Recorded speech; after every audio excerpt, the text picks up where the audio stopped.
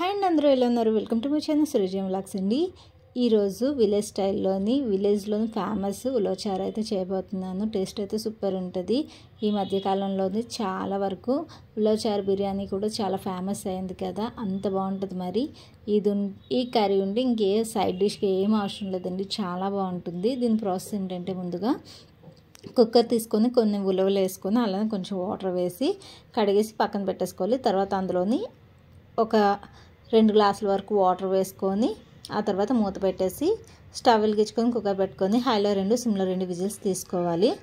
ఆ తర్వాత కుక్కర్ చల్లారిపోయిన తర్వాత ఒక మిక్సీ జార్ తీసుకొని అందులోని మనం ఉడకబెట్టుకున్న ఉలవలు వేసుకొని ఫైన్ పేస్ట్లా తయారు చేసేసుకోవాలండి.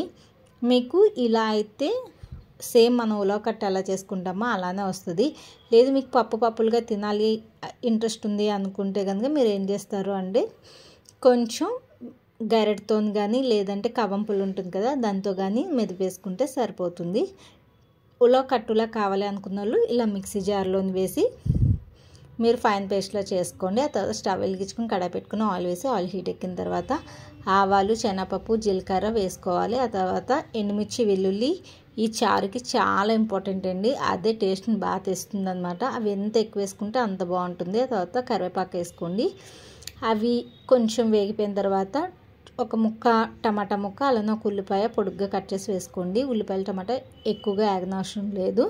ఆ తర్వాత ఉప్పు, పసుపు, కారం కూడా వేసుకొని ఒకసారి అంతా కలిపేసుకొని అది కొంచెం పచ్చివాసన పోయిన తర్వాత చింతపండు రసాన్ని కూడా యాడ్ చేసేసుకొని ఒకసారి అంతా కలిపేసుకొని చింతపండు రసం మాత్రం పచ్చివాసన పోయిందాకా ఉడికిచ్చేసుకొని ఆ తర్వాత మనం ముందుగా పేస్ట్లా తయారు చేసుకున్న ఉలవది ఉంది కదా, దాంట్లోని మనకు కావాల్సినంత వాటర్ వేసుకొని చారులాగా ఈ పోపులో వేసేసుకొని ఒక 5 నిమిషాల నుంచి దించేయడమే.